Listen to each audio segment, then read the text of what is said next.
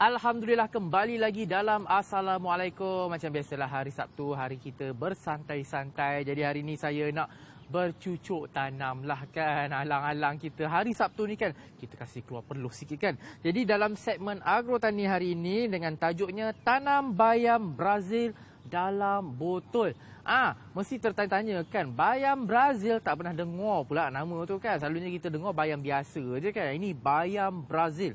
Dan macam mana penanamannya dalam botol, mudah ke nak jaga kan? Ini yang kita akan kupas kejap lagi bersama dengan Puan Azhani Fadlullah. Assalamualaikum Puan Azhani. Waalaikumsalam warahmatullahi sehat. Alhamdulillah. Alhamdulillah. Okey Puan. Bayam Brazil. Okey, bayam Brazil ni asalnya daripada mana? Daripada Brazil ke?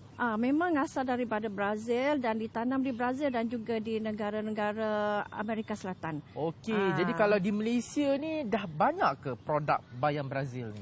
Sebenarnya dekat Malaysia ni baru diperkenalkan beberapa tahun kebelakangan ni dan memang kalau peminat-peminat tanaman ni dia akan sangat sukalah tanam bayam Brazil. So selalunya kita, yelah orang Malaysia dia tahulah rasa bayam tu macam mana. Tapi kalau macam bayam Brazil ni ada rasa lain sikit ke macam mana? Dia tak samalah. Macam kalau bayam tu dia macam kita rasa berlendir sikit dan rasa manis. Yang ini dia lebih kepada rangup dan dia tak ada rasa pahit, tak ada rasa apa. Jadi memang kanak-kanak sangat suka.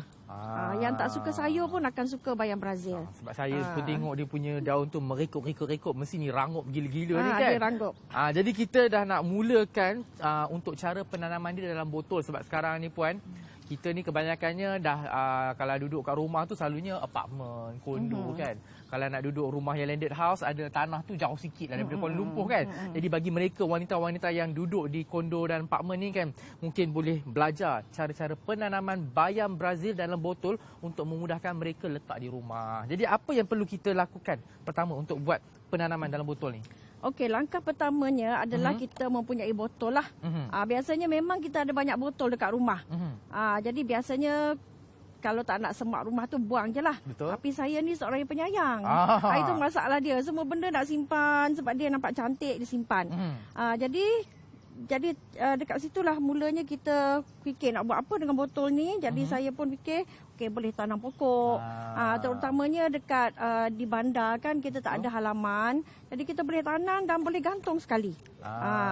Jadi langkah pertamanya adalah kita ambil botol ni. Okey, botol. Dan benda yang senang saja. Kita ada cutter. Kalau kat rumah tak ada cutter boleh pakai pisau pun tak apa. Okey, gunting pun boleh gunakan juga. Okey, jadi kita tebuk lubang dia beberapa tempat supaya kita boleh cucuk ke dalam pokok ni ke dalam tanah. Okey. So maksudnya dia ada jarak ke lubang tu nak kena beberapa sentimeter daripada antara satu lubang ke satu lubang yang lain. Okey, sebenarnya terpulang tapi jangan terlalu rapat sebab nanti dia akan tak cukup media dia. Maknanya baja tak cukup, media dia pun tak cukup, air dia pun tak cukup. Sebab bila dia dah berakar nanti dia akan menggunakan banyak nutrien lah. Okey, jadi kita dah tebuk-tebuk lubang ni. Selepas tu kita bila perlu buat apa? Bila lubang dah tebuk, kita kena masukkan media. Ni Okey, itu media dia. Okey, media ini dibuat daripada tanah kompos dan juga kokopit ya. Kokopit itu adalah sabut lah. Bahasa Melayu kita sabut.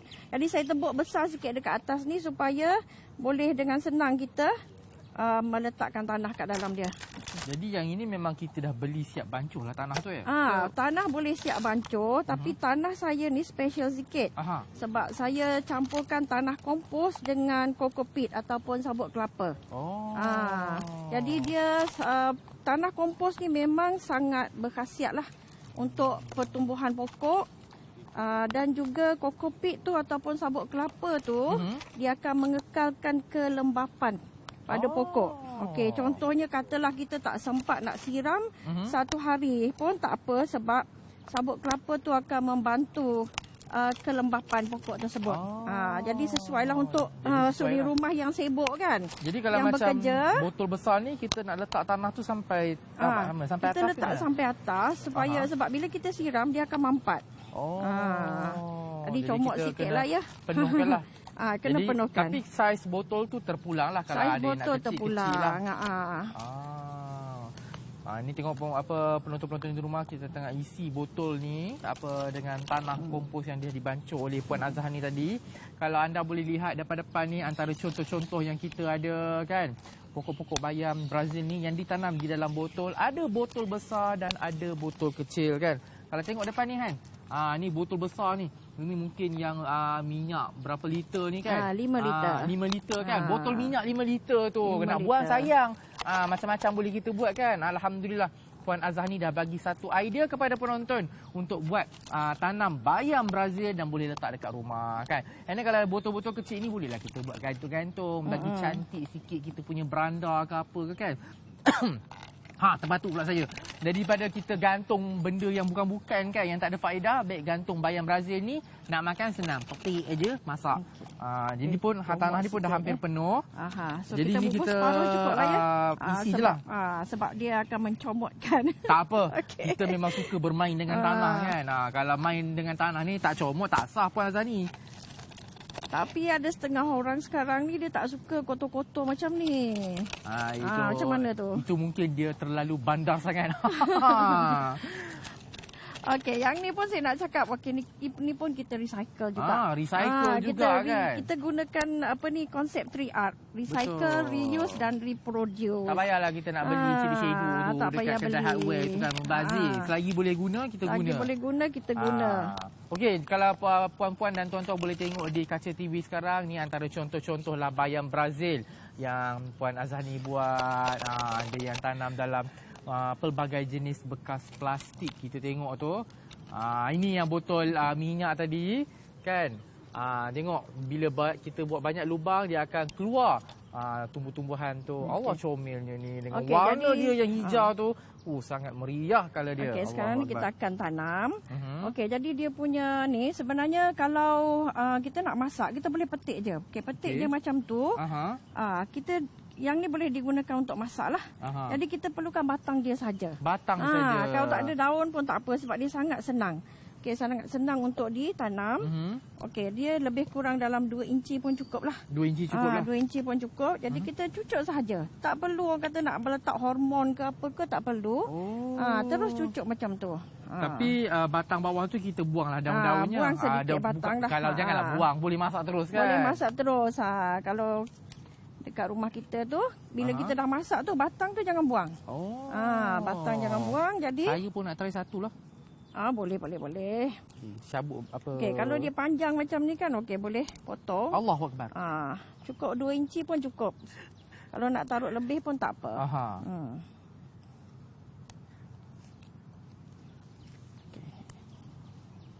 Okey, ini pun apa saya dah susun-susun ni. Macam Puan Azhani cakap. Dalam 2 inci batang tu. Lepas tu yang bahagian bawah tu kita buanglah daunnya. Dan bukanlah buang, kita masak kan. Lepas tu kita cocok dia dekat lubang yang ada tu kan. Kita bagi penuh. Lepas tu kita nak siram dia macam mana ni Puan Azhani selalunya? Okey, bila kita sembuh-sembuh je. Tak ada. Bila kita dah tanam, kita kena siram dia untuk mengelakkan renjatan.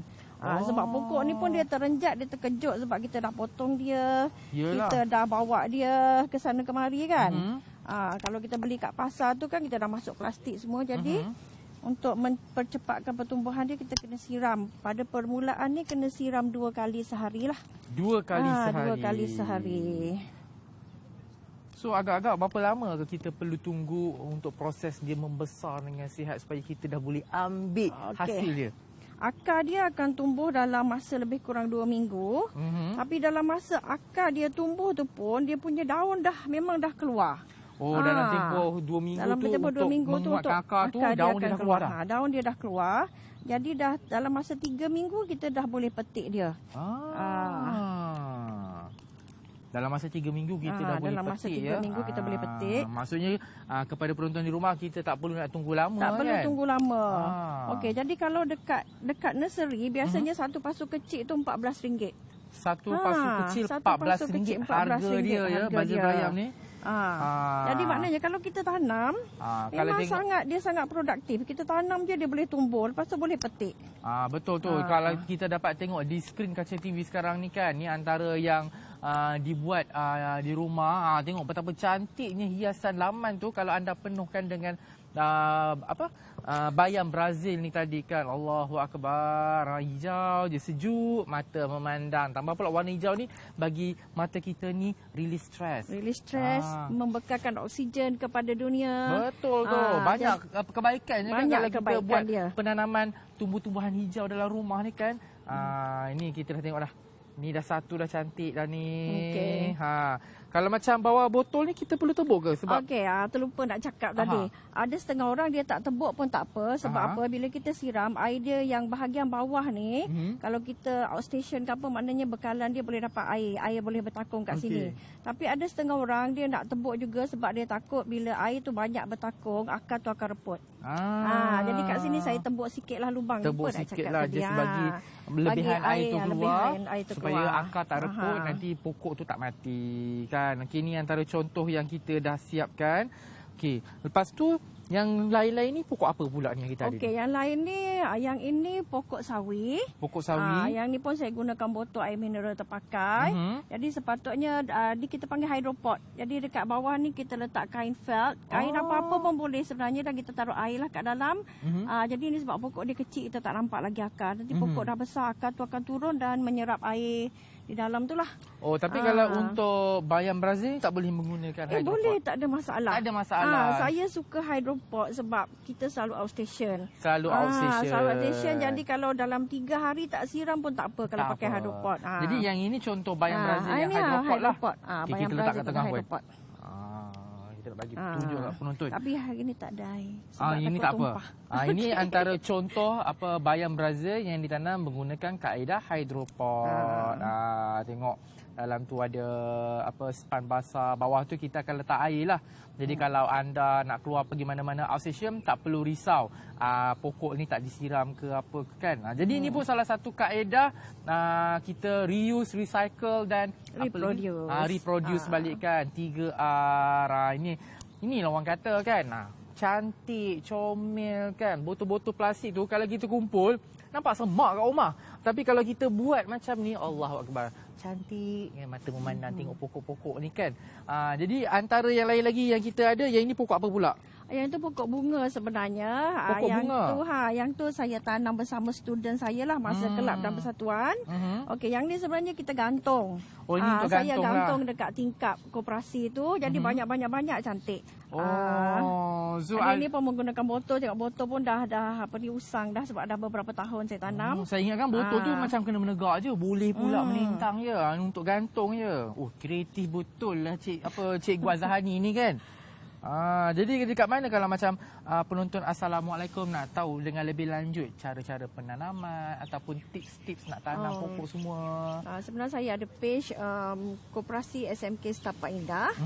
Dan juga kita ada juga join dengan kebun bandar dan juga kebun community zone 3. Itu dia kalau nak dapatkan info-info mengenai cara-cara penanaman kan. Lepas tu kita pun ini daun cendohom ya. Daun kesum. Daun kesum, daun cendohom. Buat laksa tu. Sedap ni buat laksa ni daun kesum ni kan. Itu jadi pun macam-macam. sama saya gunakan bekas air mineral. Yang ini apa ni? Yang itu baja lah. Sebab nanti ada pula penonton tanya nak pakai baja apa kan. Okey, ni ada 2 jenis baja yang mana kita panggil baja A dan baja B. Mana yang A, mana B? Ini A, ini B. Jadi kita campurkan bersama. Jadi yang ini memang sangat elok sebab dia mengandungi nutrien yang lengkap untuk pertumbuhan pokok. Okey. So dia punya bancuhan tu macam mana? Bancuhan dia tu 10 ml campur dengan 1 liter air. So maknanya 10 ml tu dah campur 2? Tak, 10 A, 10 B campurkan 10 ml dalam A, 10 air. 10 ml B campur dengan? Campur dengan 1 liter air. 1 liter air, lepas tu kita bolehlah masukkanlah dalam botol ni. Dia sangat sesuai untuk hydropot, untuk fertigasi dan untuk tanaman biasa pun sangat sesuai. Ya, okey. Sekarang ni kepada